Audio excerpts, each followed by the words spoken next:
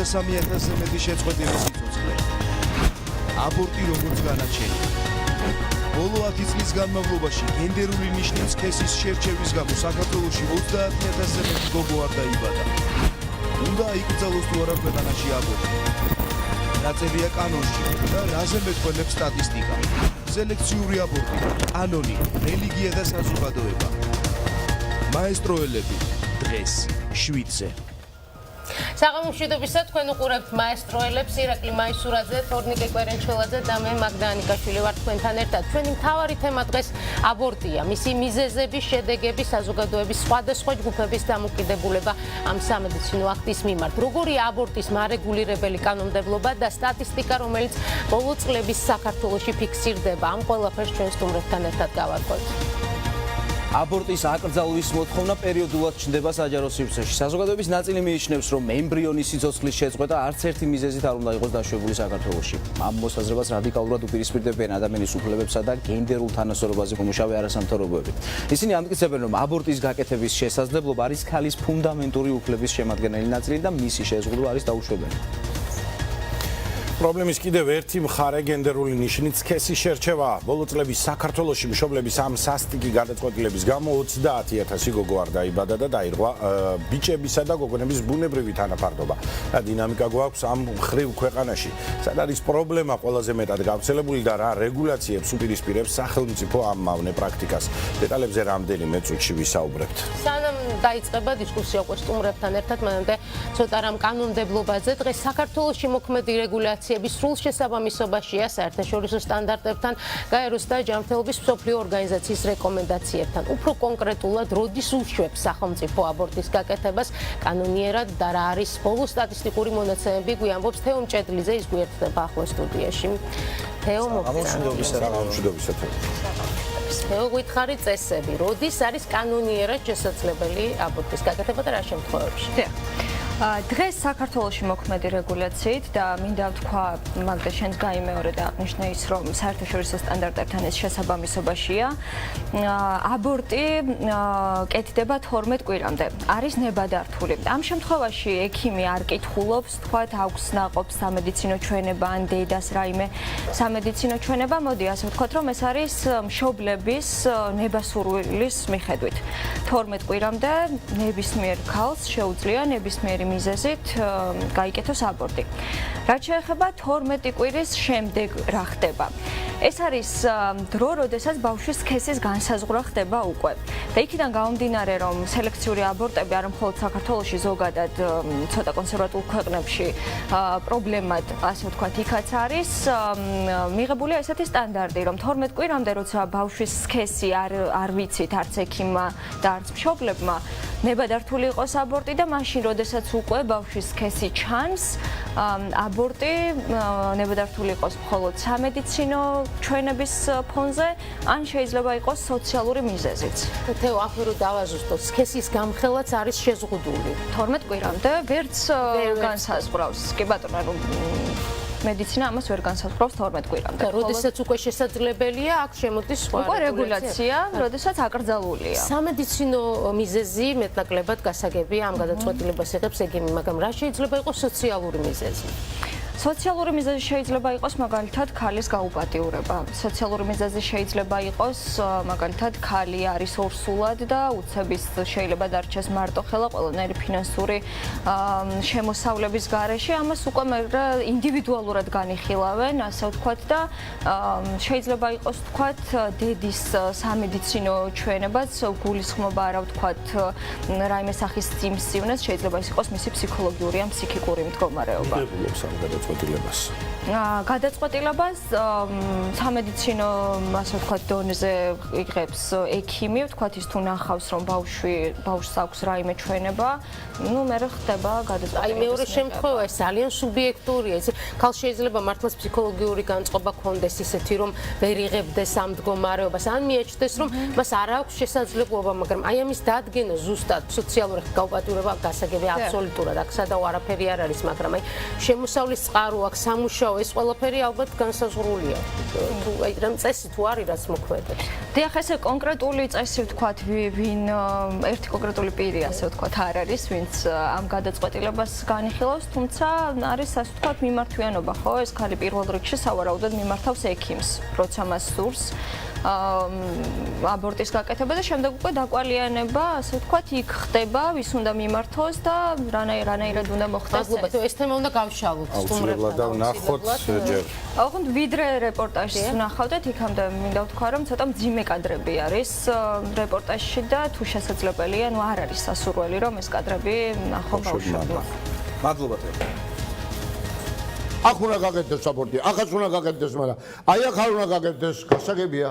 პროფესორმა გივი მაყაშვილმა დედის სხეულიდან სხვადასხვა პათოლოგიის გამო სამედიცინო გზით გამოდევნილი რამდენიმე ემბრიონი წლების წინ სტუდენტებს თვალსაჩინოებისთვის შეუნახა.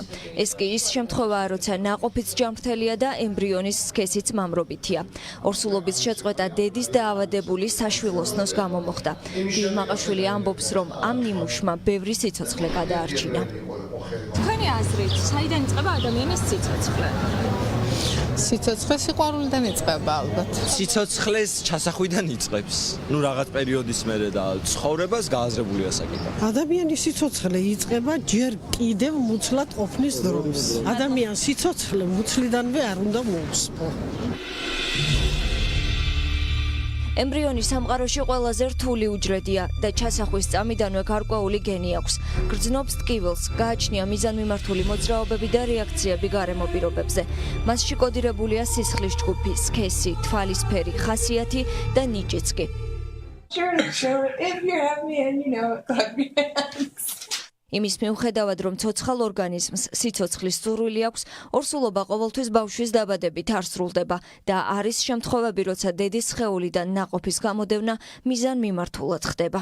არსებობს თვითნებითი აბორტი, როდესაც სხვადასხვა მიზეზების გამო ან განვითარების მანქია, ან გალის ორგანიზმში ან ანთებითი პროცესები, ან ჰორმონული ნაკლოვანი, 1000-ნაირი მიზეზებია. მოხდება ხოლმე ორსულობის შეწყვეტა. მოკვდება ბავშვი და გამოძევდება გარეთ. სამედიცინო აბორტი გახლავთ ისეთ შემთხვევაში ორსულობის შეწყვეტა, როდესაც ემუქრება დედის სიცოცხლეს რაღაცა საშიშროება. კანონის მიხედვით საქართველოში აბორტი იქამდეა ნებადართული, ვიდრე ნაყოფი 12 კვირის გახდება, რაც სელექციური აბორტის ერთგვარი პრევენციაც არის, რადგან სწორედ ამ პერიოდის შემდეგ ხდება შესაძლებელი ჩანასახის სქესის განსაზღვრა. 12 კვირის შემდეგ დედის სხეულიდან ემბრიონის გამოდევნა გარკვეული სამედიცინო და სოციალური მიზეზების შემთხვევაში ხდება. ქვეყანაში მოქმედი რეგულაცია მისაღებია მოქალაქეების ნაწილისთვის, თუმცა ამ საკითხზე აზრი არაერთგვაროვანია. გამონაკლისი მაინც უნდა იყოს, გააჩნია რა მდგომარეობაშია ესა თუ ის წყვილი, ან შეიძლება მოხდეს ისე, რომ არ შეუძლია ადამიანს, რომ არჩინოს, არ აქვს იმის პირობები. ხოლო და ხოლოდ მაშინ თუ გეკუთვნით დედას თუ საფრთხე ემუქრება მის ჯანმრთელობას. აკრძალული არ უნდა იყოს, იმიტომ რომ მერე წავა მიატაქვეშა აბორტები და ძალიან ბევრი მსხვერპლი იქნება. თუ იძალა და ვიღაც ქალზე, ესე მე მეგონი ესე აუცილებელია აბორტი, მე ეგრე ვფიქრობ. და ისე მეგონი არა, იმიტომ ეკლესიურად არ არის სწორი. ჰუმანური თუ შედარებით ხისტი დამოკიდებულებების მიუხედავად ფაქტი ის არის, რომ საქართველოში წლის განმავლობაში ათასობით აბორტი კეთდება. მედიკოსების თქმით, ქალის ორგანიზმისთვის საზიანო პროცესი რიგ შემთხვევებში გართულებებსაც იწვევს. ამიტომ პაციენტებისთვის მათი მთავარი რეკომენდაცია კონტრაცეპტული საშუალებების გამოყენებაა. ეს არის ჰორმონული საშუალებანი, ანუ ტაბლეტირებული ფორმები. არის მექანიკური საშუალებანი, სპირალი ბატონო ქალისთვის, რომელსაც ჩაიდებდა წელიწადნახევარი 2 წლის განმავლობაში შეიძლება გქონდეს ეს სპირალები ზოგჯერ ჰორმონის შემცველია და ესეც აბორტი აზიანებს ქალის ორგანიზმს. აზიანებს ქალის ორგანიზმს. შეიძლება ამ აბორტს, თითქოს ჩვეულებრივ აბორტს მოჰყვეს ბატონო აღმავალი ინფექციის განვითარება, ბატონო სეპსისის, ანუ სისხლის მოწამვლის განვითარება, სასქესო ორგანოების ანთებების განვითარება და მერე ეს ქალი უშვილოდ შეიძლება დარჩეს. მხოლოდ 2018 წელს საქართველოში 23,295 ბავშვი ვერ დაიბადა, რაც 2017 წელთან შედარებით 1013-ით ნაკლებია. ეს შემთხვევები ერთმანეთს ბევრი ფაქტორით გავს და ბევრითაც განსხვავდება. იმ მიზეზებს შორის, რის გამოც მშობლებს ბავშვის გაჩენა არ სურთ, აქტუალური კვლავ სელექცია რჩება. ახლა კი გავაგრძელოთ სწორედ ამ პრობლემაზე საუბარი ცოტა ვრცლად. გლობალური პროგრამა გენდერული ნიშნით სქესის შერჩევის პრევენციის და გენდერული თანასწორობის გაძლიერებისთვის. აი ამ სახელწოდებით ანგარიში ბოლოს 2018 წელს მომზადდა დოკუმენტში გაეროს მოსახლეობის ფონდის მიერ 2017 წელს ჩატარებული კვლევის შედეგებია გაანალიზებული და საბოლოო ჯამში ასეთი სურათი იქნება. დამოუკიდებლობის მოპოვების შემდგომ ეკონომიკური მდგომარეობის მნიშვნელოვანმა გაუარესებამ ნიადაგი მომზადდა გენდერული ნიშნით სქესის შერჩევის საზიანო პრაქტიკას. ეს არის ფრაზა ამ კვლევიდან. 90-იანი წლებიდან საქართველოში მკვეთრად გაიზარდა დაბადებული ბიჭების რაოდენობა დაბადებულ გოგონებთან შედარებით. კვლევის შედეგები ასეთია. 1990 წელს თანაფარდობა ბუნებრივ ნორმას არ სცილდებოდა, ყოველ 100 გოგონაზე თითქმის 105 ბიჭი მოდიოდა. თუმცა წლებთან ერთად ეს ვითარება იცვლებოდა და 2004 წლისთვის პიკი დაფიქსირდა. მე გთხოვთ ახლა რომ ვაჩვენოთ აი სწორედ ეს სურათი, სადაც არის პიკი ნაჩვენები 2004 წლის. ამ მომენტში ყოველ 100 დაბადებულ გოგონაზე კვლევის მიხედვით 116 ბიჭი მოდიოდა, რაც არის აბსოლუტურად ანომალია და ეს არ შეიძლება რომ იყოს ბუნებრივი. შემდეგ უკვე ვითარება სტაბილურდება, 2016 წლისთვის საერთო სურათი ქვეყნის მიხედვით ბიოლოგიური ნორმის ნიშნულს უბრუნდება და ეს გახლავთ ყოველ 100 გოგონაზე თითქმის 105 ბიჭი. ჩვენ შეგვიძლია ვთქვათ, რომ ახლა მდგომარეობა მეტნაკლებად არის სტაბილური ნორმის ფარგლებში, მაგრამ ბუნებრივია რომ პრობლემა ამით ამოწურული არ არის. არის გარკვეული პრობლემური კერები საქართველოში და რა რაიონებია ეს, ამაზე ახლა უკვე სტუმართან ერთად ვისაუბრებთ. თამთა მარიდაშვილი აისეტის კვლევითი ინსტიტუტის მკვლევარი გვერდება პირდაპირ ეთერში. თამთა მოგესალმებით. მადლობა მოწვევისთვის. მადლობა რომ ჩვენთან ერთად ხართ. მოდით, აი გვესმის, დიახ, ჩვენ ვაჩვენეთ დინამიკა მაყურებელს, თუ როგორ იმატა ბიჭების რაოდენობა, მაგრამ ახლა უკვე სტაბილურია და ახლოს არის ნორმასთან, მაგრამ ნიშნავს თუ არა ეს, რომ ამით პრობლემა ამოიწურა, თუ საქართველოში მაინც რიგ ადგილებში გვაქვს საქმე ესეთ შერჩევით აბორტებთან. დიახ, ეს მონაცემი, ანუ ბუნებრივ ნორმასთან დაახლოება მოხდა 2016 წელს. ჯერჯერობით მხოლოდ 1 წლის მონაცემი გვაქვს, სადაც ეს მდგომარეობა არის, ასე რომ ჯერ ნადრევია მაინც განცხადება იმისა, რომ საბოლოოდ ბუნებრივ ნორმას დაუბრუნდით. რაც შეეხება გვაქვს თუ არა კვლავ ვაჟებისადმი უპირატესობის მინიჭების პრაქტიკა, კვლევით ირკვევა, რომ კვლავ გვაქვს ეს პრობლემა და ეს გამოიხატება როგორც რაოდენობრივი მაჩვენებლებით, ასევე ხარისხობრივი მაჩვენებლებით. რაც შეეხება რაოდენობრივ მაჩვენებლებს, რეგიონებში გვაქვს ანუ თანაფარდობა კვლავ არ არის ბუნებრივ ნორმასთან და ყველაზე პრობლემატური რეგიონები საქართველოში დღესდღეობით არის ქვემო ქართლი, სამცხე-ჯავახეთი და კახეთი. ამ რეგიონებში 2016 წლის მონაცემებით კვლავ ფიქსირდება მაღალი თანაფარდობა დაბადებისას, სქესთა თანაფარდობა, მაგალითად ქვემო ქართლში გვაქვს 113, ქვემო ქართლში და ასევე კახეთში ფიქსირდება 113 ბიჭი ყოველ 100 გოგონაზე, ხოლო 111 უკვე სამცხე-ჯავახეთში. თამთა აქვე გითხავთ, რითი შეიძლება ეს აიხსნას, თქვენ თუ იკვლევთ მიზეზებს? ხო, ამ რეგიონებში დასახლებულები არიან ეთნიკური უმცირესობები და უმეტესად მათ შემთხვევაში ვაწყდებით ამ ანუ არაბუნებრივ თანაფარდობას. ეს გაცხადებულია, ისინი ამაზე ღიად ლაპარაკობენ თუ ეს თქვენი დასკვნებია? იცით რა არის, ჩვენ ახლახანს აისეტის კვლევითი ინსტიტუტი ატარებს კვლევას, ფოკუს ჯგუფებს, ანუ ინტერვიუებს ფოკუს ჯგუფებს ამ რეგიონებში. ჯერჯერობით ქვემო ქართლში და კახეთში ჩავატარეთ მხოლოდ და ხარისხობრივი კვლევით დადასტურდა, რომ მათთვის ცნობილია ეს პრაქტიკა, ანუ ცნობადობა ამ საკითხზე არსებობს ამ რეგიონებში. და თუ შეიძლება კიდევ ერთი დაზუსტება. თამთა 12 კვირის შემდეგ აბორტი აკრძალულია. 12 კვირა ამბობდე სქესს ვერ იგებს მშობელი. რადგან მაინც ასეთი სტატისტიკა გვაქვს, შეიძლება ვივარაუდოთ, რომ როდესაც სქესს გაიგებს 12 კვირის შემდეგ უკვე არალეგალურ აბორტთან გვაქვს საქმე.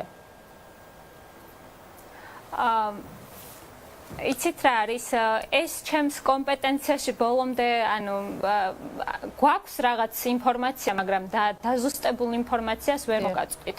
ანუ ჩვენ ვიცით, რომ 12 კვირამდე შესაძლებელია სქესის გაგება, კანონით რეკომენდაცია არის მხოლოდ გაცემული, რომ მინისტრის ბრძანებაც არსებობს, იცით? მინისტრის ბრძანებაც არსებობს ჯანდაცვის, რომელიც ამას ზღუდავს. შეიძლება ეს ირღვევა. ფაქტია, რომ სადღაც არის რაღაცა შეუთავსებლობა. კი, ასევე ჩვენ გვაქვს საუბრები სამედიცინო პერსონალთან და დასტურდება ასევე, რომ გვაქვს ეს პრაქტიკა და ასევე თქვენ რაც თქვით, რომ 12 კვირის შემდგომაც შესაძლებელია, რომ განხორციელდეს აბორტი. თამთა, თუ შეიძლება მიზეზებს მინდა დაუბრუნდე გენდერული ნიშნით სქესის შერჩევის ფაქტებთან დაკავშირებით, მიზეზები უფრო რომ დაგვიკონკრეტოთ. თქვენ ანგარიში არის გარკვეული მინიშნებები, გაკეთებული ტრადიციები, პატრიარქატი, მამის როლის გაზრდა, რატომ ბიჭი ოჯახში უფრო ფინანსურად ნაკლები ხარჯია, უფრო მეტი მუშახელია, რატომ კეთდება აქცენტი თქვენ დასკვნაში ანგარიშში, ზოგადად ანგარიშში ამ თემასთან დაკავშირებით რა არის მითითებული? იცით, პირველ რიგში მიზეზი რაც არის, ეს ხშირად ამბობენ გვარის გაგრძელებას. ანუ ბიჭი გვარის გამაგრძელებელია. მეორე ხშირად გაცემული პასუხი არის ხოლმე, რომ ბიჭი ოჯახში რჩება. ანუ ქორწინების შემთხვევაში ბიჭს ცოლი სახლში მოყავს. მარტივად რომ თქვა გასაგებიანით. გამოსავალი. გოგონა მიდის სხვაგან საცხოვრებლად და ანუ ოჯახიდან მიდის, ასე რომ მისგან დახმარებას ოჯახის წევრები, მშობლები ნაკლებად ანუ თქვენ ახლა რასაც ამბობთ, მივდივართ იქ რომ ეს არის განათლების პრობლემა და ეს არის ტრადიციები, რომელიც თქვათ ცუდად მოქმედებს საბოლოო ჯამში გენდერული ნიშნით შერჩევით აბორტთან მივდივართ. გამოსავალი რა არის? თუ გაქვთ ამაზე ნაფიქრი, თუ გაქვთ რეკომენდაციები, თუ გაქვთ დიახ, ეკონომიკურიც მათ შორის. თუ გაქვთ რეკომენდაციები და რა პასუხი აქვთ იმ ადამიანებს, რომლებიც პასუხისმგებლები არიან, თუნდაც ამ მიმართულებაზე მუშაობენ. ხელისუფლებას გულისხმობ. ჩვენ გვაქვს ქონდა ძალიან ხო, ჩვენ გვაქვს შეხვედრები ასევე არასამთავრობო ორგანიზაციებთან, რომლებიც აფიქსირებენ, რომ ცნობადობის გაზრდა და ტრეინინგები ამ საკითხზე საუბარი შედეგების მომტანია. და ჩვენც ვფიქრობთ, რომ ცნობადობის ამაღლება არის ყველაზე ისეთი კარგი გამოსავალი ამ შემთხვევაში. დიდი მადლობა. თამთა მარიდაშვილი, აისეტის კვლევითი ინსტიტუტის მკვლევარი გვერდებოდა პირდაპირ ეთერში. თამთა, ძალიან სამწუხარო სურათია. მეგონი ჩვენ ამაზე უნდა ვილაპარაკოთ, რა კეთდება აი ამ სწორედ ცნობადობის სამაღლებისთვის. ეს არ იყო თამთასთან კითხვა, მაგრამ ალბათ ჩვენ სხვა სტუმრებთან ამაზე უნდა ვილაპარაკოთ. თუმცა მანამდე დიმიტრი ლორთქიფაინძე, პარლამენტის ყოფილი წევრი, გვერდება პირდაპირ ეთერში, უფლებადამცველი. მოგესალმებით დიმიტრი, მადლობა რომ ხართ ჩვენი სტუმარი დღეს. თქვენი პოზიცია გითხარით, ჩვენ ზოგადად ვიცით, რომ საკმაოდ ისეთი მკვეთრი დამოკიდებულება გვაქვს, მაგრამ ვიცი სრულ აკრძალვას ითხოვთ აბორტის, თუ აქ თქვენი აზრით შეიძლება რომ გარკვეული გამონაკლისი იყოს დაშვებული, მაგალითად სამედიცინო ჩვენების გამო. მოგესალმებით მაგდა და მეგობრებო, დიდი მადლობა მოწვევისთვის. კი, რა თქმა უნდა, აბორტის საკითხს როდესაც ვეხებით, აქ არ შეიძლება რაიმე კომპრომისზე საუბარი, გარდა იმ კოლიზიისა, რომელიც შეიძლება მხოლოდ და მხოლოდ სამედიცინო სფეროში მოღვაწე გარკვეული კონსილიუმის შემადგენლობის მიერ იქნეს მიღებული, თქვათ, ერთ-ერთი სასარგებლოდ, რომელიც შობს, ან რომელიც იშვება. ვინაიდან სიცოცხლე არის სიცოცხლე და სიცოცხლე არის ხელშეუვალი ჩვენი კონსტიტუციის ძალით, შესაბამისად ადამიანი, რომელიც ჩანასახის თანავე უკვე არის სულიერი და ამას სხვათა შორის აღიარებს ჩვენი ეკლესია და ეს არის ძალიან მნიშვნელოვანი ფაქტორი, ვინაიდან ჩვენ გვაქვს კონკორდატი საქართველოს მართლმადებლურ ეკლესიასთან. ჩვენ საქართველოს კონსტიტუციის ძალით ვცნობ საქართველოს მართლმადიდებლური ეკლესიის განსაკუთრებულ როლს საქართველოს სახელმწიფოს აღმშენებლობის საკითხში. შესაბამისად, ჩვენ არ შეგვიძლია და არ გვაქვს უფლება, მიუხედავად იმისა, რომ სეკულარული სახელმწიფო ვართ, იგნორირება მოვახდინოთ ეკლესიის შეხედულებისა. რომელმაც მეოთხე მსოფლიო კრებაზე მიიღო გადაწყვეტილება და ეს არის დოგმატური ჭეშმარიტება, რომ ადამიანი განაყოფიერების მომენტში კვერცხუჯრედი, მოკლედ ზიგოტა, რასაც ეძახიან ანატომიურ ბიოლოგიურ ენაზე, არის უკვე სულიერი ადამიანი და მისი სიცოცხლის ხელყოფა ეს იქნება ხელყოფა უმწეოსი. და უმწეოს მიმართ ჩადენილი განზრახი მკვლელობა მოგეხსენებათ სისხლის სამართლის კოდექსით კვალიფიცირდება როგორც განზრახი მკვლელობა დამამძიმებელ გარემოებაში უმწეოს მიმართ და ამ შემთხვევაში ეს იქნებოდა რელევანტური, სწორად შეფასებული იყო და გამოყენებული. თუ მაგალითად გაუპატიურების შედეგად ჩაისახა ბავშვი, ამ შემთხვევაშიც თქვენ ემხრობით რომ არ გაკეთდეს აბორტი და დაიბადოს ბავშვი. დიახ, მე ვემხრობი კი არა და მე კიდევ ერთხელ ვიმეორებ, აქ საკითხი უნდა დავაყენოთ ასე, შეიძლება თუ არა გარდა იმ შემთხვევისა, როდესაც კიდევ ერთხელ ვიმეორებ სამედიცინო შეხედულებიდან გამომდინარე, რასაც ექიმთა კონსილიუმი მიიჩნევს მიზანშეწონილად, რომ იქნეს გადარჩენილი დედის სიცოცხლე ნაყოფის სიცოცხლის შეწირვის ფასად, როდესაც ასეთი კოლიზია, მხოლოდ ეს შემთხვევა შეიძლება განიხილებოდეს. ყველა დანარჩენ შემთხვევაში საქმე გვაქვს მკვლელობის აქტთან. ეს არის ჰუმანიტარული სამართლის სფერო. და სხვა შორის ზოგადად როდესაც აბორტების რიცხვის შემცირებაზეა საუბარი, ეს რა თქმა უნდა ძალიან დადებითი ტენდენცია, მოგეხსენებათ სახელმწიფოს კვლევის მიხედვით რამოდენიმე ათასით არის შემცირებული აბორტების რიცხვი, თუმცა 23,000 ერთეული ეს არის კოლოსალური ციფრი საქართველოს შემთხვევაში, მით უმეტეს იმ პირობებში, როდესაც ქვეყნიდან უკან შემოუსვლელად გაედინება დაახლოებით 80-დან 90,000 ადამიანამდე ყოველწლიურად და პოპულაციის კლებაც ერთ-ერთი ასე ვთქვათ პროპორციული არგუმენტია და მნიშვნელია ამის. თუ შეიძლება დედის სიცოცხლეზე ზრუნვა არის თქვენი ოპონენტების ერთ-ერთი მნიშვნელოვანი არგუმენტიც იმ გაგებით, რომ აკრძალვა როგორც წესი იწვევს აი მთელი ამ ინდუსტრიის შეიძლება ითქვას მიწისქვეშეთში გადანაცვლებას და ამის არაერთი მაგალითი არსებობს სხვა ქვეყნების გამოცდილებიდან, იმიტომ რომ არსად არ მიდის აბორტი, უბრალოდ ისკეთდება არალეგალურად და ეს არის გაცილებით უფრო საზიანო ქალის ჯანმრთელობის. შეიძლება დამისახილოთ ესეთი ქვეყანა, მაგრამ აი სულ ცოტა ხნის წინ ვკითხულობდი რუმინეთის მაგალითს, იქ ჩაუშესკუმ ძალიან მკაცრი ბრძოლა გამოუცხადა აბორტებს და რამდენიმე წელიწადში პრაქტიკულად გაიზარდა მკვეთრად, როგორც ასე ვთქვათ ქალის ისევე ბუნებრივია ნაყოფის სიკვდილიანობის მაჩვენებელი, იმიტომ რომ ძალიან მძიმე შედეგები და საშინელ პირობებში ტარდებოდა ბუნებრივია ეს ოპერაციები, ხო? არის სხვა მაგალითებიც. მე მოგახსენეთ პოლონეთის მაგალითს, სადაც 40 მილიონიან პოლონეთში აბორტების წლიური მაჩვენებელი არის 1000 ერთეული.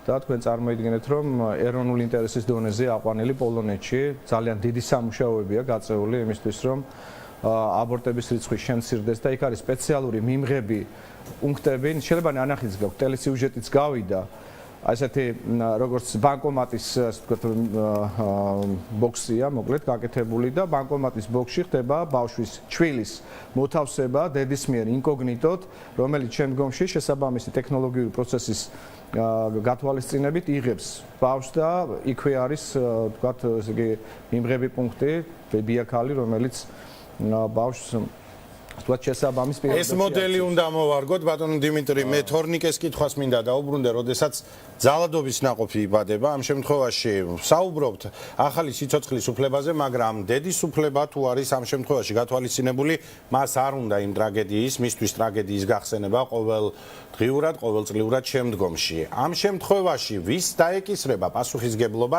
იმ ბავშვზე, რომელზეც დედამ შეიძლება შემდგომში უარი თქვას, რომელიც არ იქნება სიყვარულის ობიექტი ხშირ შემთხვევაში. როგორ ჩანს თქვენ ძალიან ძლიერ არგუმენტად მიიჩნევთ ამას და არ მიმაჩნია, მე გეკითხებით თქვენ, უბრალოდ გაგრძელება მაინტერესებს ამას. მე პასუხს გცემთ და თუ შეიძლება დამაცადეთ. თქვენ მეორეთ მისვავთ, ხო მართალია ამ შეკითხვას? გაგრძელებას პასუხს მე ვთვლი, რომ თქვენ ამ კითხვას მიიჩნევთ თქვენთვის ერთ-ერთ ყველაზე უფრო ძლიერ არგუმენტად, რომელზეც რესპონდენტს შესაძლოა არ ქონდეს დამაჯერებელი პასუხი. მე უბრალოდ პასუხს ველოდები თქვენგან და არა არგუმენტად და თქვენ კიდე მიშლით ხელს რომ გაგცეთ პასუხი. ამიტომ გაგცემთ პასუხს სრულად. გამომდინარე იქიდან, რომ ძალადობის მსხვერპლი როგორც თქვენ ბრძანებთ ქალბატონი, შეიძლება ასევე იყოს ქალბატონი, რომელიც არის გათხოვილი. და მისი მეუღლე შესაძლოა ხარისხობრივად გაცილებით უფრო დიდ აგრესიას და ბოროტებას ჩადიოდეს მისი მეუღლის მიმართ. ვიდრე თქვათ შესაძლო გაუპატიურებული ქალბატონი, რომელიც შესაძლო შემთხვევითი ურთიერთობების შედეგად შობს და არ უნდა რომ შობოს ეს შვილი. ამ შემთხვევაში რა თქმა უნდა ძალიან ბევრი ვარიანტი შეიძლება იქნეს მიმოხილვის საგანი, შეუძლია თუ არა გაბოროტებულმა ქალმა, რომელმაც აღმოაჩინა რომ მისი მეუღლე არამც თუ მისი მეუღლე, არამედ მისი მოსისხლე მტერია, საერთოდ მოიშოროს მისი ნაყოფი, უკვე შეძენილი ნაყოფი. და არ გადაწყვიტოს რომ მან არ უნდა გაზარდოს ის დაბადებული ბავშვი, რომელიც არასასურველი მამაკაცისგან ყავს, ხო? ესეთი ვარიანტი შეიძლება იქნეს განხილული. მეორეს მხრივ, ერთ შემთხვევაშიც და მეორე შემთხვევაშიც, თუ კი აბორტზეა საუბარი ამ შემთხვევაში, კიდევ ერთხელ უნდა გავუსვათ ხაზი, რომ ერთია აბორტი, მეორეა რომ აბორტი არის მოკვდინების აქტი. ანუ ეს არის მკვლელობის აქტი. ეს არის დანაშაული, რომელიც არ შეიძლება იქნეს გამართლებული მხოლოდ იმის გამო, რომ არსებული ნაყოფი არის, ასე ვთქვათ, დანაშაულის შედეგად ვთქვათ, დასაბადებელი ადამიანი. ის არის ადამიანი, ამას აღიარებს კიდევ ერთხელ ვიმეორებ, ჩვენი ეკლესია, ჩვენ უნდა პატივი ვცეთ და შესაბამისად ის ადამიანები, რომლებიც რწმენით უყურებენ აი ამ საკითხს, მიიჩნევენ, რომ ადამიანის მოკვდინება ეს არის დანაშაული იქნება ეს ემბრიონალურ მდგომარეობაში ეს პოზიცია 12 კვირის მერე თუ იმის შემდგომ დაიბადა ბავშვი, მაგრამ სოციალ-ეკონომიკური მდგომარეობა ოჯახში არის ძალიან მძიმე, ძალიან ცუდი. ყოფილა შემთხვევები, რომ იმის გამო, რომ ოჯახს საშუალება არ აქვს გამოკვებოს ბავშვი, იღუპებიან, კვდებიან და სიცოცხლე აღარ გრძელდება. თქვენ საუბრობთ რელიგიაზე, თქვენ საუბრობთ ეკლესიაზე. როდესაც საქართველოში იღუპებიან შიმშილით ბავშვები, არ ვიცი, ძალიან მძიმე, ცუდი შედარება გამოვა, მაგრამ მაშინ რატომ არ ვზრუნავთ სათანადოდ, რატომ არ ვაძლევთ ამ ბავშვს, რომელსაც ვაძლევთ სიცოცხლეს, რატომ არ ვაძლევთ განვითარების საშუალებას შემდგომ? რატომ არ უნდა გქონდეს ოჯახს იმის უფლება, დედას იმის უფლება, თუ საკვები არ აქვს, უბრალოდ არ გააჩინოს შვილი. ამ შემთხვევაში ალბათ პოლონეთის მაგალითი ახსენეთ თქვენ და იქ პოლონეთის განვითარება, კულტურა, შეგნება, დამოკიდებულება კონტრაცეპტივებისადმი გაცილებით სხვანაირია ვიდრე საქართველოში. ამ კუთხით თუ გიფიქრიათ? რა თქმა უნდა, მიფიქრია ამ კუთხითაც, მაგრამ პირდაპირ მინდა გაგცეთ კითხვაზე პასუხი.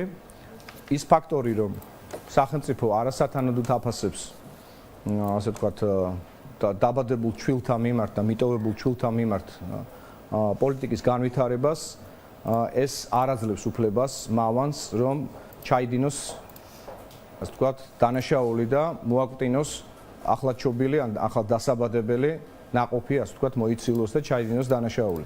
ეს არის ისევ და ისევ სახელმწიფოს პოლიტიკის არარსებული პოლიტიკის შედეგი.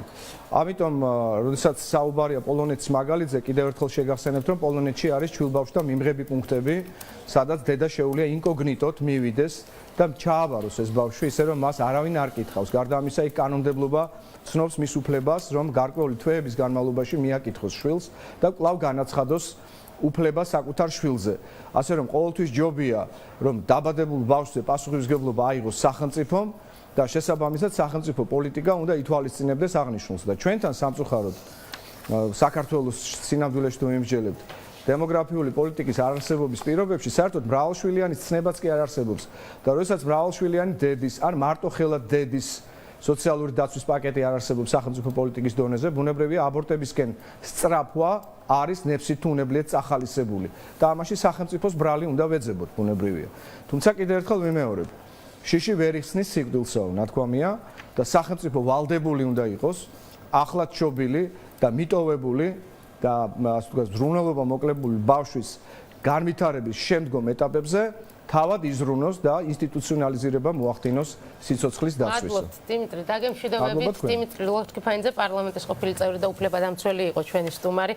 ეს დისკუსია ხა ბუნებრივია წლებია მიმდინარეობს და მიმახსოვს ერთი დებატები, რომელიც უბრალოდ იმით დასრულდა, რომ არასამთავრობო სექტორის წარმომადგენლებმა გამოაცხადეს, რომ ტყუილა კამათობთ, სანამ საქართველოს არის გაეროს წევრი და ჩვენ გვაქვს გაცხადებული, რომ გვინდა ვიყოს ევროკავშირის წევრი, ხო? საქართველოში აბორტი ვერ აიგრძელებოდა. მართალია დიმიტრის მოყავდა პოლონეთის მაგალითი, მაგრამ გასაგებია ალბათ რომ საქართველოს მიმართ მოთხოვნები არის გაცილებით უფრო მკაცრი და აქ აი ოდნავი გამკაცრება რეგულაციების ალბათ ხვდებით რა შედეგებს გამოიწვევს ესე რომ ესეც გასათვალისწინებელია. პოზიციები სხვადასხვა. მოდი კიდევ ერთხელ აბორტების რაოდენობის შესახებ უახლესი კვლევა სახალხო დამცველის აპარატმა გამოაქვეყნა. შემთხვევების რაოდენობა ბოლო წლებში შემცირებულია. 2018 წელს საქართველოში გაკეთდა 23295 აბორტი, 2017 წელს კი გაკეთდა 24308 აბორტი. დინამიკის დასადგენად ჩვენ ეს მონაცემები შევადარეთ ძველ სტატისტიკას და ასეთი სურათი მივიღეთ. 2016 წელს გაკეთდა 28720 აბორტი. წინა წლებში მაჩვენებელი კიდევ უფრო მაღალი იყო, პიკი გახლდათ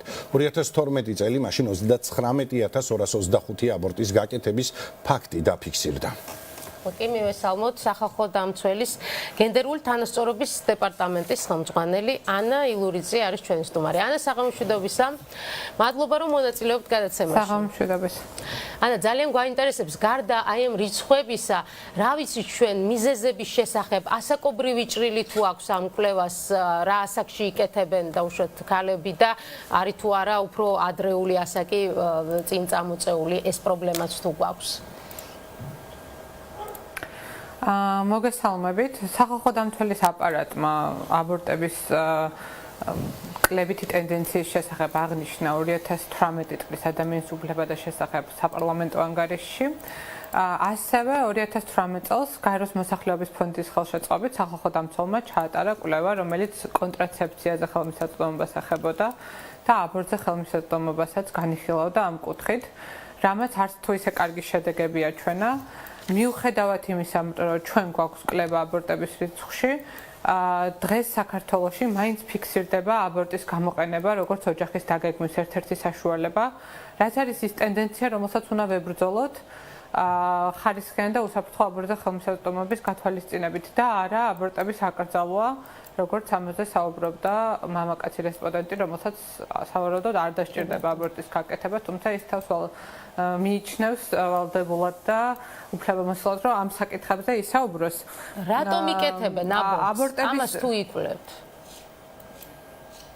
რა თქმა უნდა, ეს არის ჩვენი მიზანი, რომ სახელმწიფოს დავანახოთ ის ხარვეზები, რომელსაც ქალები მიყავს ამ გადაწყვეტილებამდე. აბორტის გაკეთება არის ძალიან მძიმე და უკიდურესი გადაწყვეტილება და სახელმწიფომ ყველა ღონე უნდა იხმაროს, რომ აბორტის გაკეთებამდე ქალი არ მივიდეს, ხოლო თუ მაინც გადაწყვეტს ქალი აბორტის გაკეთებას, მას შეუქმნას ყველანაირი უსაფრთხო პირობა, რომ დაცული აბორტი გაიკეთოს და ეს არ იყოს იატაკქვეშეთში გადასული, როგორც აღინიშნა უკვე ერთხელ აბორტების აკრძალვა იწვევს დედათა და ჩულთა სიკვდილიანობის რიცხვის მკვეთრ ზრდას, რაც რა თქმა უნდა არის ქვეყნის განვითარების ერთ-ერთი ყველაზე მნიშვნელოვანი ინდიკატორი და სამწუხაროდ დღეს საქართველოს დედათა სიკვდილიანობის რიცხვით დაბალი არ აქვს.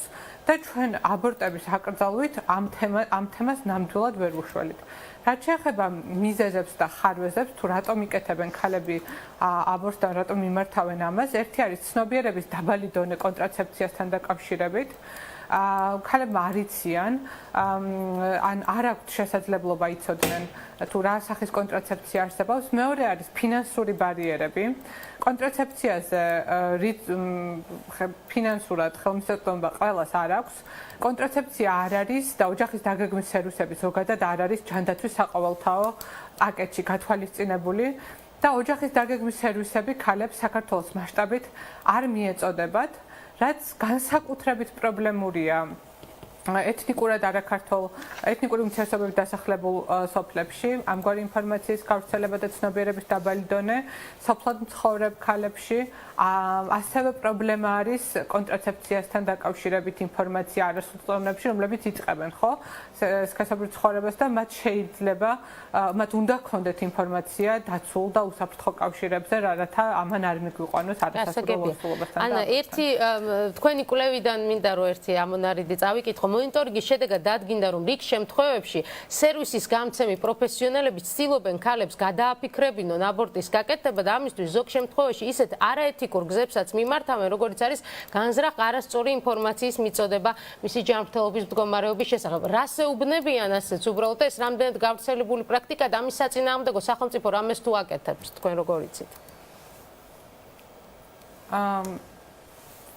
ზოგადად ჯანდაცვის სისტემას არ აქვს ზუსტად იმ დაწესებულებების რიცხვი, რომლებიც აკეთებენ აბორტს. ჯანდაცვის სამინისტროს აქვს იმ დაწესებულებების რიცხვი, რომლებიც უფლებამოსილები არიან გააკეთონ აბორტი, თუმცა ჩვენ ვიცით, რომ პრაქტიკაში ძალიან ბევრი ექიმი მორალურ პრინციპებზე დაყრდნობით უარს ამბობს აბორტის გაკეთებაზე და ეს რა თქმა უნდა მათი უფლებაა, თუ ისინი განახორციელებენ სწორ რეფერალს, რათა ქალმა შეძლოს ამ სერვისის მიღება. რაც შეეხება აი ამ კვლევაში დაფიქსირებულ მიგნებას, რომელიც თქვენ წაიკითხეთ, ამ შემთხვევაში ჩვენ კვლევა ჩავატარეთ თბილისში, ჯავახეთში, სამეგრელოში და კახეთში.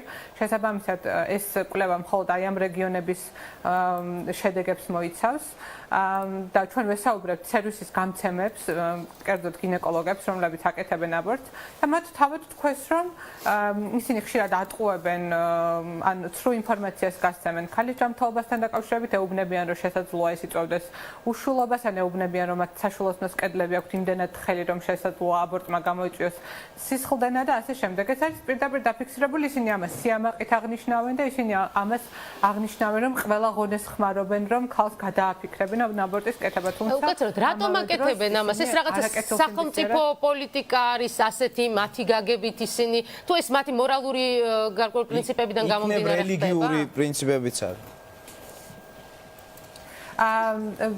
ანუ ის ექიმები, რომლებიც მორალური და რელიგიური პრინციპის გამო უარს ამბობენ აბორტის გაკეთებაზე, ისინი უარს ამბობენ აბორტის გაკეთებაზე სულად. მაგრამ აი ტყუილი რა იმ შემთხვევაში თუ ექიმი კი სტიგმა არსებობს ზოგადად თვითონ გინეკოლოგებშიც და სერვისის გამცემ პირებშიც არსებობს ძალიან დიდი სტიგმა იმ ადამიანების მიმართ, რომლებიც მსგავს სერვისს ატარებენ, აკეთებენ და გასცემენ. შესაბამისად, ეს ადამიანები ცდილობენ აი ეს ტვირთი შეიმსუბუქონ, მათ შორის ჩვენთან საუბრის დროსაც ისინი აი ამაზე ძალიან გარკვევით და ხაზგასმით მიუთითებენ, რომ ისინი ყველაფერს აკეთებენ, რათა ქალებს გადააფიქრებინონ ამ სერვისის მიღება. საკანონმდებლო კუთხით ხომ არ დაგინახავთ რამე ესეთი მნიშვნელოვანი ხარვეზი, რომელსაც მიიჩნევთ, რომ შეცვლის რეალობას და გაცილებით უკეთესი მდგომარეობა იქნება?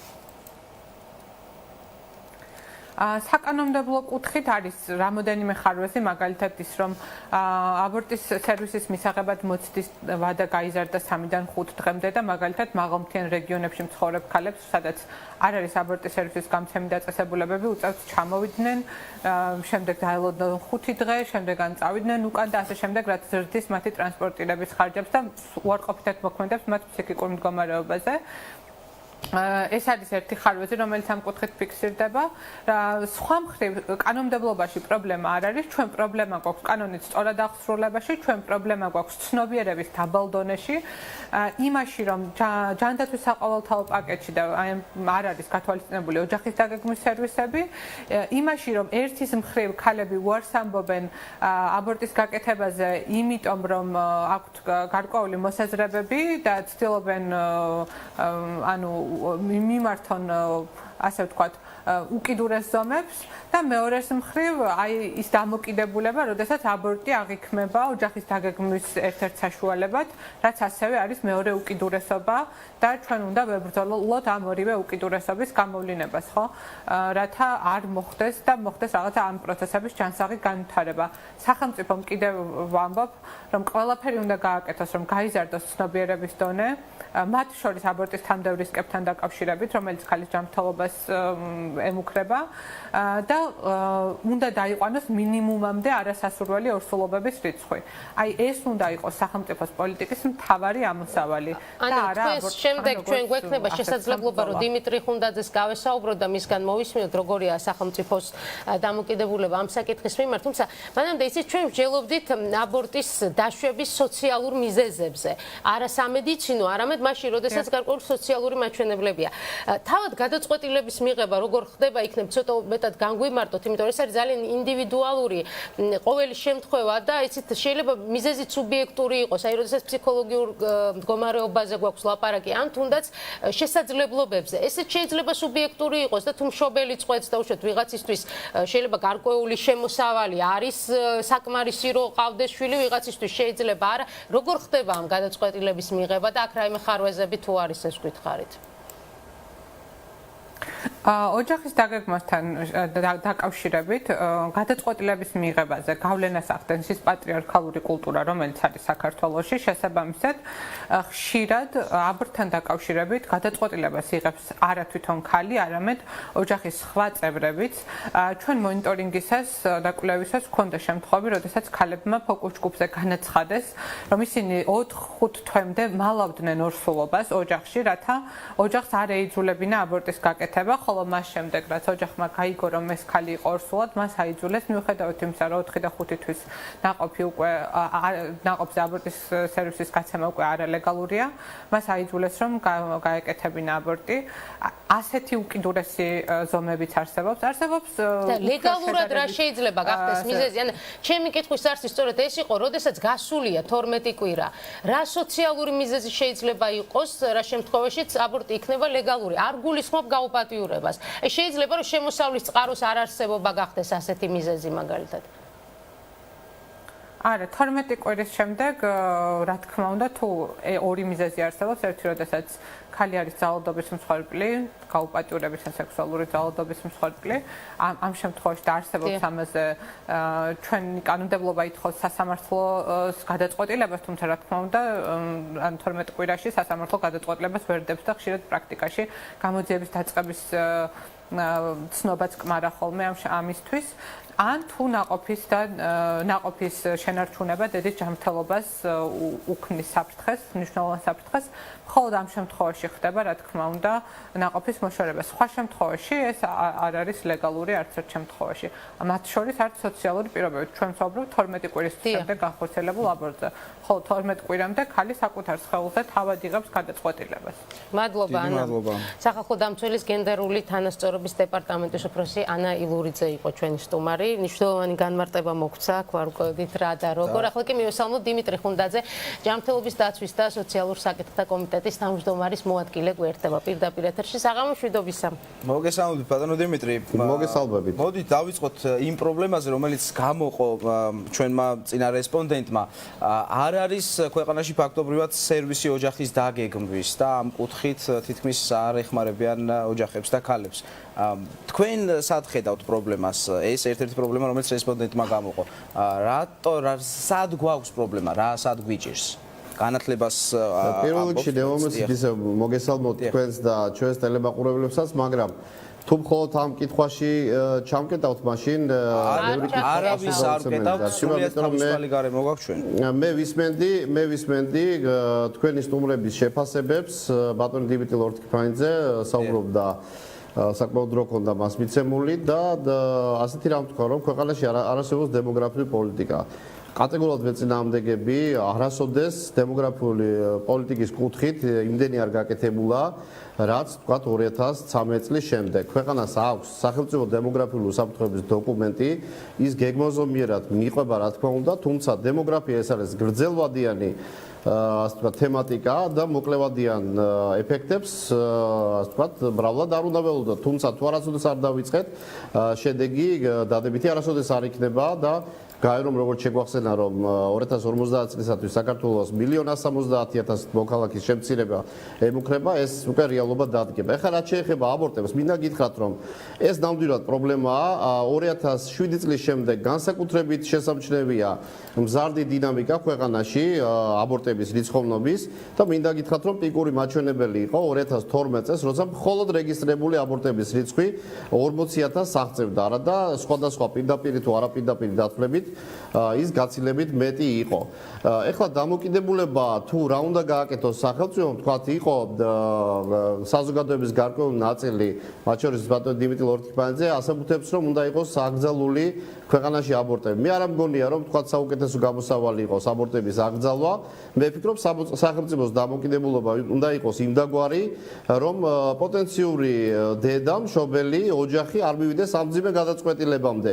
მოდით ეხლა იმ საკითხს, ასე ვთქვათ, მინდა არგუმენტებით გავამყარო, რომ მე ვასაბუთე რომ ქვეყანაში არათუ არ არსებობს არამედ ძლიერი ასე ვთქვათ დემოგრაფიული პოლიტიკა, თუმცა რა თქმა უნდა ეს მაინც არა საკმარისი, კიდევ უფრო ძლიერი უნდა იყოს, კიდევ უფრო მეტი უნდა ვაკეთოთ, თუმცა ეს ძალიან ძვირი პოლიტიკაა. დემოგრაფიული პოლიტიკა ეს არის პოლიტიკების პოლიტიკა და არა მხოლოდ შობადობა და აბორტების რიცხვის თვლა.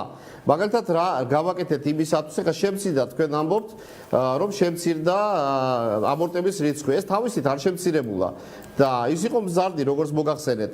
და არც მცირედით არ შემცირებულა. 40,000 მხოლოდ რეგისტრირებულია აბორტი 2012 წელს. დღეს 2017 წლის მონაცემებით 15,000-ით არის შემცირებული.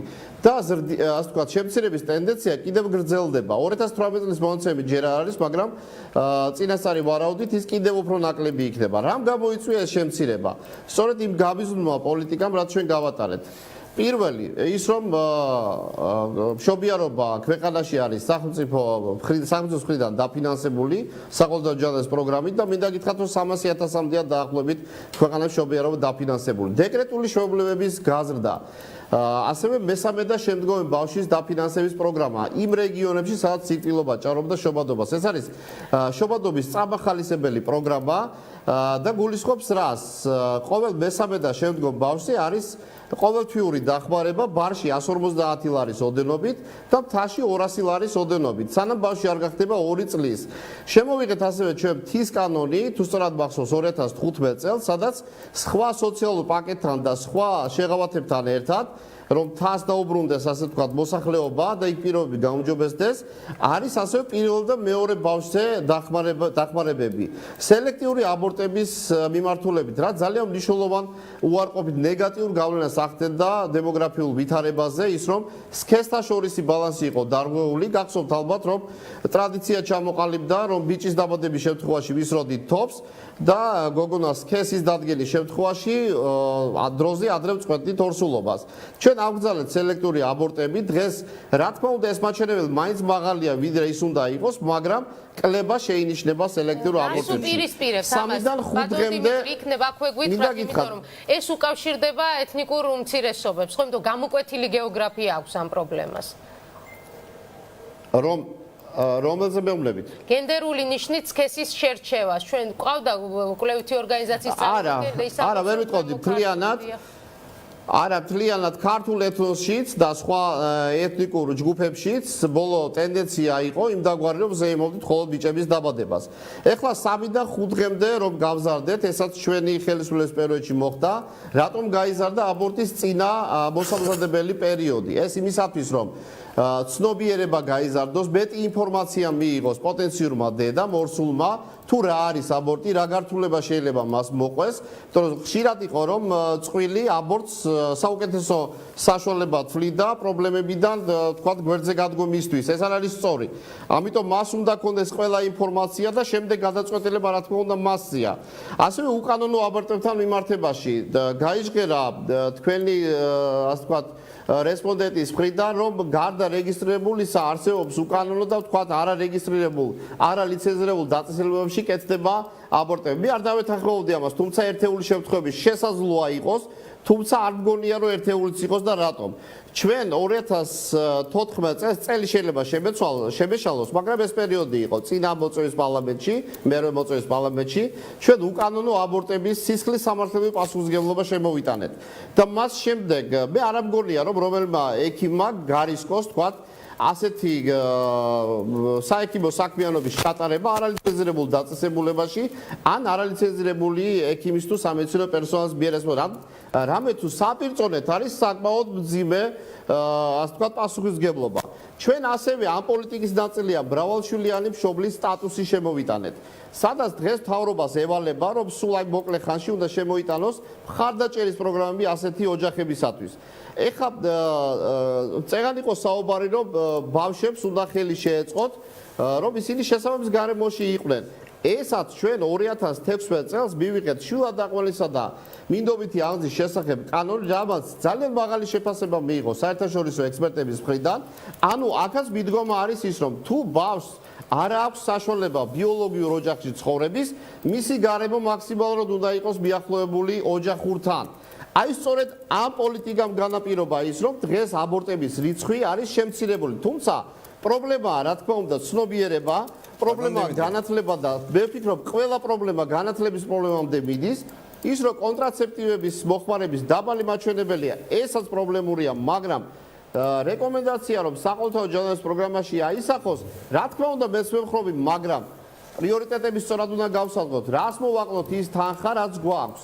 თქვათ ქრონიკული დაავადებების, მოწყვლადი ჯგუფებისათვის სხვადასხვა ვერტიკალური პროგრამებით გათვალისწინებული წამლის უზრუნველყოფის პროგრამა გავზარდოთ თუ დღეს ის გავაჩეროთ და კონტრაცეპტივების უზრუნველყოფაზე გადავიდეთ. გასაგებია.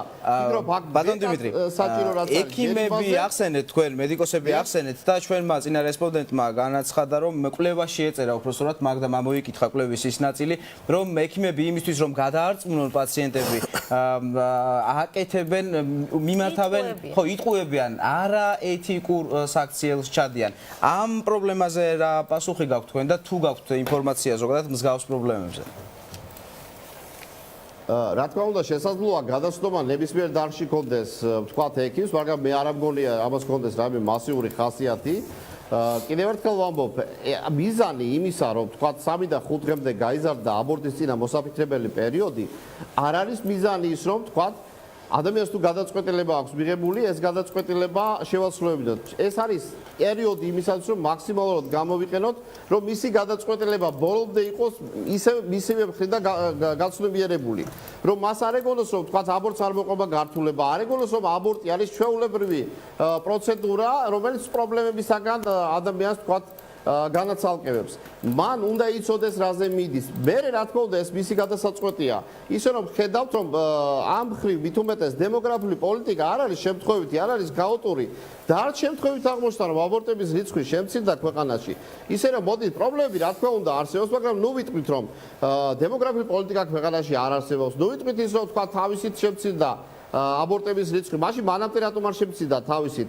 ჩვენ უნდა სწორი მიდგომა გქონდეს. აკრძალვასთან დაკავშირებითაც მე ვთქვათ როგორც ოჯახის უფროსი და ერთი რიგითი მოქალაქე, რა თქმა უნდა, მეც მხარს დაუჭერდი აკრძალვას, მაგრამ როცა მე მაქვს ვალდებულება რომ ჯანდაცვის პოლიტიკაში გადაწყვეტილებების მიღებაში უშუალო მონაწილეობა მიიღო, მე ვიცია დარგობრივად რა შედეგი შეიძლება ამან მოიტანოს, რომ შესაძლოა გაიზარდოს სიკვდილიანობა, იატაკქვეშეთში გადავიდეს, სიკვდილიანობა როგორც შაბიარებში, ასევე სხვა გართულებები მოყოს ამას. ის რომ მე როგორც ჯანდაცვის კომიტეტის წევრი, რა თქმა უნდა, ამ გადაწყვეტილებას რომ აკრძალვას ვერ დაუჭერ მხარს და არ მგონია რომ ეს არის საუკეთესო გამოსავალი. ტენდენცია სწორი მიმართულებით მიდის და მე ვფიქრობ რომ ჩვენ კიდევ უფრო მეტი აქტივობა უნდა განვახორციელოთ თანმიმდევრულად. იცით რა, ეს საინტერესო არის თქვენ რა მიმართულებებს ირჩევთ. ბატონ დიმიტრი, რაც თქვენ ჩამოთვალეთ, ძირითადად ეს არის სოციალური მიმართულება. თუმცა თუ იკვლევთ მიზეზებს და არის თუ არა მიზეზებში წამყვანი სწორედ სოციალური პრობლემები, რის გამოც ქალი წყვეტს, ან ოჯახი წყვეტს აბორტის გაკეთებას. ეს მხოლოდ გაჭირვების და უმუშევრობის ბრალია თუ რაიმე სხვა მოქმედებს საზოგადოების განწყობაზე ამ დროს? იცით რა, ყველაფერი ერთად. განათლება, ცნობიერების ამაღლება, ოჯახის დაგეგმარება, არასასურველი ორსულობის, ასე ვთქვათ, ხელშემშლელი, ნუ კარგი გაგებით, რა თქმა უნდა, ეს არის კონტრაცეპტივების მოხმარება. რა თქმა უნდა, სოციალური ნაწილია, ვთქვათ, რომ არ იყოს, ვთქვათ, გაჭირვება არ მიიყოლოს ამ გადაწყვეტილებამდე, იმიტომ შემოვიტანეთ მშობიარობის დაფინანსების პროგრამა, იმიტომ ვეხმარებით ყოველ მესამე და შემდგომი ბავშვს, ასე ვთქვათ, ყოველთვიური ფულადი ბენეფიტით, მაგრამ საკანონმდებლო ნაწილია, მაგალითად უკანონო აბორტების სისხლისამართლებელი პასუხისმგებლობის შემოტანა 3 და 5 დღემდე გაზდა, ეს არის მე ვიტყოდი ამას სოციალური ნაწილი, ეს არის ცნობიერების ამაღლებისა და ვთქვათ სწორი გადაწყვეტილების ხელშეწყობის ნაწილი. ისე რომ ყველაფერი შორის აი ეს ინიციატივა შეფასდა როგორც ხელის შემშლელი ქალის უფლების განხორციელებისთვის არასამთავრობო სექტორის მიმართ. მიერ აქ გისაყვედურეს. არასამთავრობო სექტორის მიმართ მივხვდეო ჩემი დიდი პატივისცემისა, ეს ანიშნავს იმას, რომ მათი შეფასება სწორი და ჩვენი მიდგომა ვთქვათ შეცდომა. მე ვფიქრობ, რომ სწორია ის, რომ სწორედაც რომ ხელ უნდა შეუწყოთ სწორი გადაწყვეტილების მიღებაში, რომ მეტი ინფორმაცია მიიღოს პოტენციურმა დედამ. მადლობა დაგემშვიდობებით დიმიტრი ხუნდაძე, პარლამენტის ჯანმრთელობის დაცვის და სოციალურ საკითხთა კომიტეტის თავმჯდომარის მოადგილე იყო ჩვენი სტუმარი. დღეს მე მგონი ყველაზე ისეთი გადაცემა იყო, როდესაც მე და ირაკლი ყველაზე ნაკლებად ვაქტიურობდით და მაგდას ცოდნა ხონდა ნაკლები იყო აზრთა სხვადასხვაობა, იმიტომ რომ პრინციპში ყველანი რაღაც ერთ პოზიციაზე ვართ, აქამდე არ უნდა მივიდეს საქმე. მე ეთნიკური უმცირესობების კონტექსტზე მინდა ერთი ვთქვა, რომ იქ არის გაცილებით მეტად სამუშაო, ვიდრე ვთქვა საქართველოს სხვა რომელიმე კუთხეში, სადაც ეთნიკური უმცირესობები არ ცხოვრობენ. მათ სჭირდებათ სწორი ინფორმაცია, მათ სჭირდებათ სწორად მიწოდება ამ ინფორმაციის და გაცილებით ნაკლები იქნება. ხუნდაძემ პრობლემებში განათლება ახსენა და განათლება არა მარტო რეგიონებში, არამედ ზოგადად მსხვილ ქალაქებში საჭიროა და ეს პრობლემა გარდა იმისა, რომ სოციალური საკითხები, პრობლემებია მოსახსენი, განათლების საკითხია დასაყენებელი ზოგადად საზოგადოებაში ამ მიმართულებით. სოციალ-ეკონომიკური მდგომარეობის გაუმჯობესება გაცილებით უფრო დიდ ეფექტს მოიტანდა ალბათ, ვიდრე გვაქვს ახლა. შემცირებულია, მაგრამ კიდევ უფრო შემცირდება, როდესაც ადამიანს აქვს საშუალება რომ ყავდეს შვილი, ის აუცილებლად იყოლიებს შვილს და არ გაიგეთებს აბორტს, იმიტომ რომ მას აქვს ამ შვილის შენახვის საშუალება და არაერთი მაგალითი მახსოვს, რომ ბავშვები იღუპებიან ოჯახებში, რადგან მათ არ აქვთ უბრალოდ იმის საშუალება, რომ ოჯახმა გამოგვეყოს. ხვალ-7 საათზე გელოდებით კვლავ ამ სტუდიაში, მე და თორინკე გემშვიდობებით. ირაკლი კი დღის მთავარ თემებზე გიამბობთ. ხვალამდე. მომავალ შეხვედრამდე ნახვამდის.